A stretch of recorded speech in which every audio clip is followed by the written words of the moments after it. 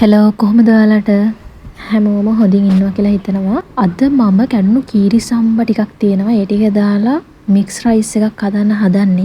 ඊට කලින් mix rice නම් හදලා නැහැ. try කරලා බලමු. මම වීඩියෝ එක කරනකොටම වොයිස් කරා ඒත් ඒක මට සෙට් උනේ නැහැ. හරි අපි බලමු දැන් ඉස්සෙල්ලාම චිකන් ටිකයි සො ටිකයි සීසන් කරගන්නේ කොහොමද කියලා. මම ඒකට ගත්තේ මිරිස් කුඩු දැම්මා, ලුණු දැම්මා, තුන පහ ටිකක් දැම්මා, ගම්මිරිස් කුඩු දැම්මා. ඒ ටික දාලා හොඳට කලවම් කරලා විනාඩි 15ක් වගේ තිබ්බා.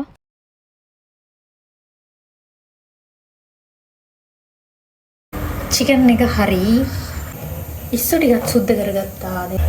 ඉස්සු ටිකක් කවුරුස් පොඩ්ඩක් දාන්න. කාචු දාන්න. දුර ගාලා තියෙනවද? ගිනායිද? නෑ.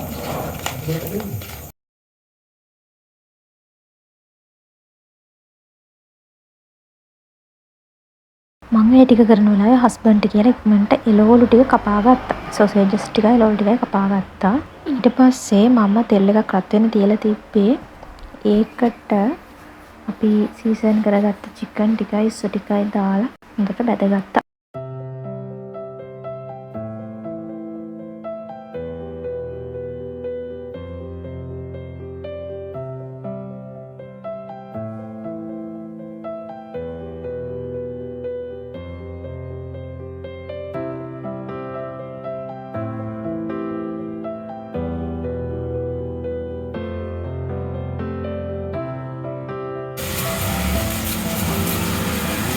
이거랑 이거 하나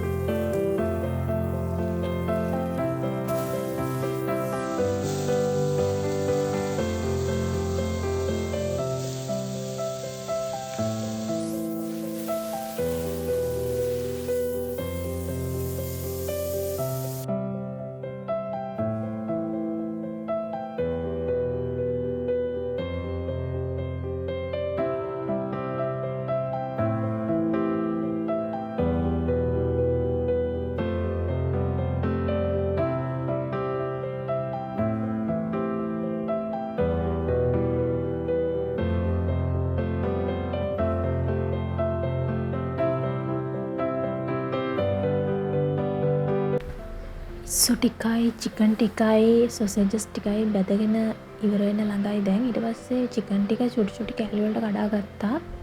ඉස්සු ටිකත් චුටි චුටි කෑලි වලට කැපුවා බැදලා වුණාට පස්සේ. හරි දැන් රයිස් එක හදාගමු. ඉස්සෙල්ලාම සුදු ලුණු ඉඟුරු තලාගෙන පේස්ට් එක හදාගෙන ඒක තෙල් දාගත්තා. ඒකට රම්පේ කරපිංචා ඒ ටික එකතු කරා. සැරට ඕන නිසා මිරිස් කරලකුත් කපලා දැම්මා. ඒ ටික හොඳට තෙම්පරාද වුණාට පස්සේ ඒකට තියෙනවා නම් කුරුඳු පොත්තක් එනසල් ඒ ටික දාගන්න. ඊට පස්සේ කැරටුයි ගෝවයි මම ඒකට බෝන්චිත් එකතු කරා. ඊට පස්සේ ඒ ටික ඔක්කොම බාගෙට වගේ පොඩ්ඩක් තැම්බෙන්න තියන්න.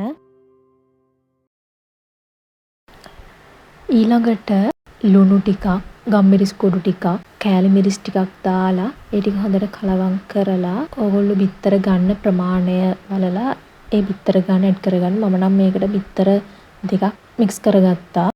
බිත්තරේ බාගෙට තැම්බෙද්දී ඒක හොඳට කලවම් කරන්න. ඊට පස්සේ ඒක ගොඩක්ම බැදෙන්න කලින් අපි ඒකට තඹගත්ත බත් ටික එකතු කරගන්න ඕනේ.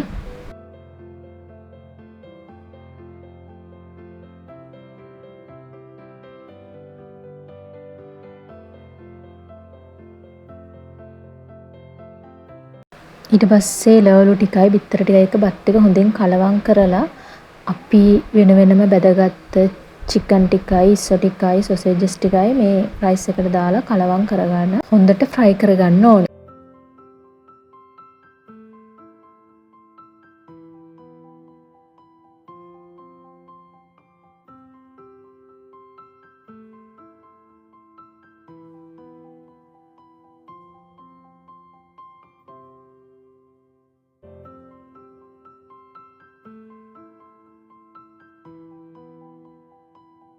අන්තිමට ලස්සන කොළ පාටක් වෙන ලුණු කොළ ටික එකතු කරගන්න.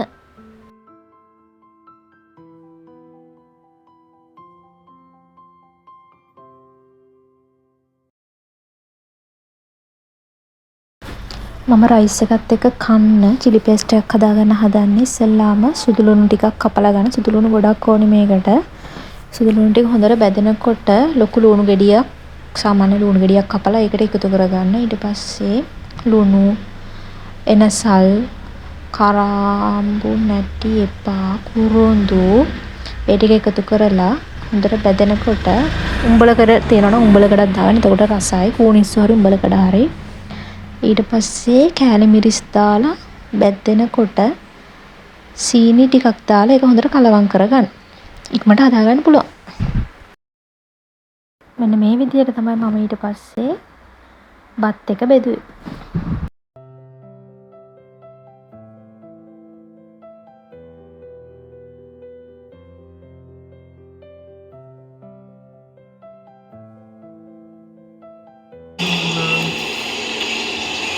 ඔයා ඉන්නේ කණ්ඩ කොහමද රසයිද?